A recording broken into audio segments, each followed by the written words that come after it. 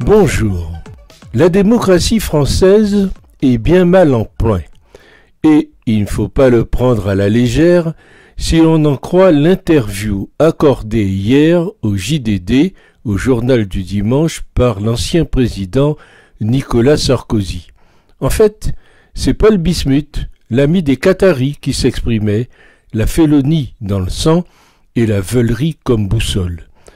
Car en fait, aujourd'hui, que reste-t-il du sarkozysme? Un Karcher, jamais utilisé, des ennuis judiciaires. Celui qui a tellement de casseroles qu'il peut ouvrir un restaurant gastronomique. Nicolas Sarkozy est-il devenu, on s'interroge, le petit télégraphiste du locataire de l'Élysée? Quelle déchéance! Lorsqu'on nous tient par la barbichette, on raconte bien ce qu'on nous demande de dire, non?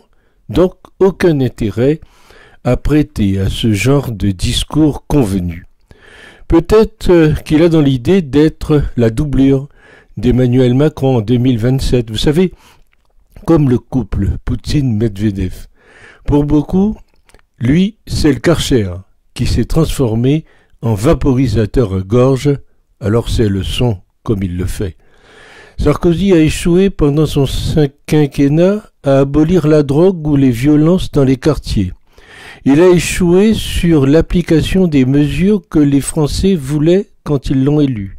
Alors son avis, voyez ce que je veux dire, quand on est capable de voter du en même temps, on vote pour du rien. On en paie le prix aujourd'hui. Quelques morceaux choisis de cet entretien.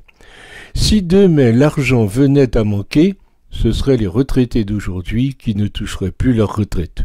Quelle honte de dire cela. Car comment couper du jour au lendemain les pensions? Et vous êtes payé par qui? Rhétorique de la peur pour conserver une partie de l'électorat, les retraités, alors que ça fait 10 ans que le monsieur vit au crochet de l'État, lui et les autres. Pour lui, la politique se réduit à de la stratégie, quand les Français attendent une vision.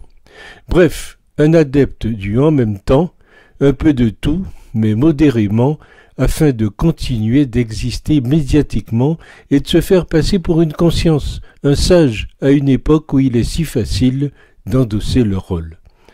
Dans l'affaire de l'Ukraine, c'est à la France, dit-il, de prendre le leadership de cette crise.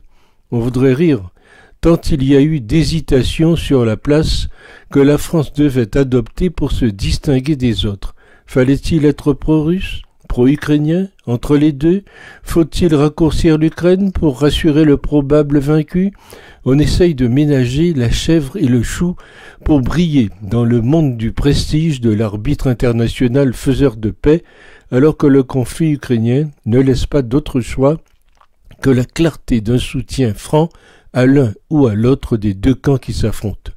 Les efforts de la diplomatie élyséenne pour se donner l'impression d'exister ressemblent aux gesticulations de la mouche du coche. Imagine-t-on le général de Gaulle en pleine crise des fusées s'abaissant à ce petit jeu mesquin.